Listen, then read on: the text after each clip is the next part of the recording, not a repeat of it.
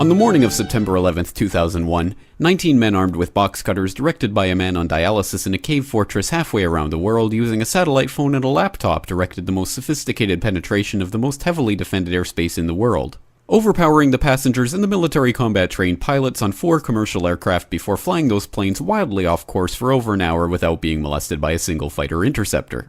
These 19 hijackers, devout religious fundamentalists who like to drink alcohol, snort cocaine, and live with pink-haired strippers, managed to knock down 3 buildings with 2 planes in New York, while in Washington a pilot who couldn't handle a single-engine Cessna was able to fly a 757 in an 8,000-foot descending 270-degree corkscrew turn to come exactly level with the ground, hitting the Pentagon in the budget analyst office where DoD staffers were working on the mystery of the $2.3 trillion that Defense Secretary Donald Rumsfeld had announced missing from the Pentagon's coffers in a press conference the day before, on September 10th, 2001.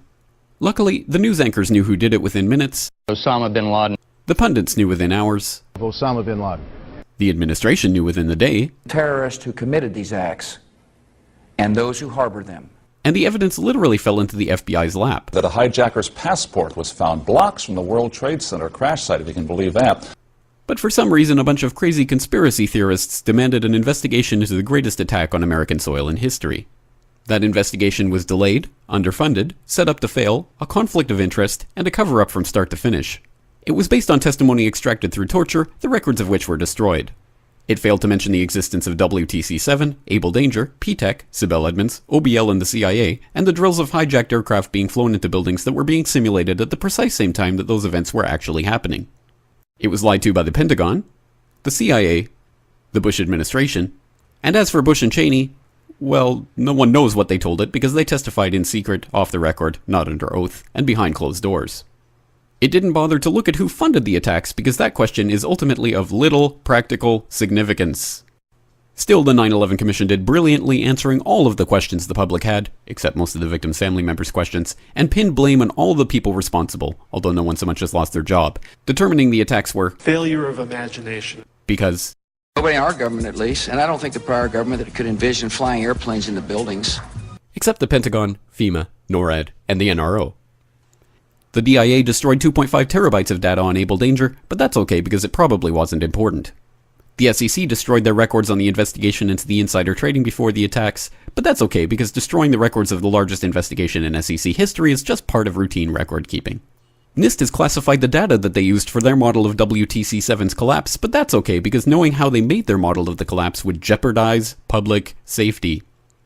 The FBI has argued that all material related to their investigation of 9/11 should be kept secret from the public, but that's okay because the FBI probably has nothing to hide. This man never existed, nor is anything he had to say worthy of your attention, and if you say otherwise, you are a paranoid conspiracy theorist and deserve to be shunned by all of humanity. Likewise him, and her. And her, and her, and him. Osama bin Laden lived in a cave fortress in the hills of Afghanistan, but somehow got away. Then he was hiding out in Tora Bora, but somehow got away. Then he lived in Abbottabad for years, taunting the most comprehensive intelligence dragnet employing the most sophisticated technology in the history of the world for a decade, releasing video after video with complete impunity and getting younger and younger as he did so, before finally being found in a daring SEAL team raid which wasn't recorded on video, in which he didn't resist or use his wife as a human shield, and in which these crack special forces operatives panicked and killed this unarmed man, supposedly the best source of intelligence about those dastardly terrorists on the entire planet.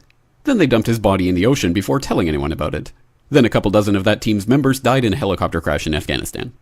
This is the story of 9/11, brought to you by the media which told you the hard truths about his head could be seen to move violently forward. And they took the babies out of the incubators. And mobile production facilities. And the rescue of Jessica Lynch.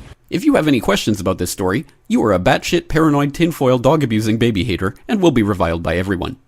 If you love your country and or freedom, happiness, rainbows, rock and roll, puppy dogs, apple pie, and your grandma, you will never ever express doubts about any part of this story to anyone. Ever.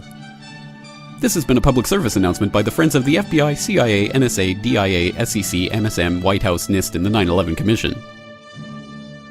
Because ignorance is strength.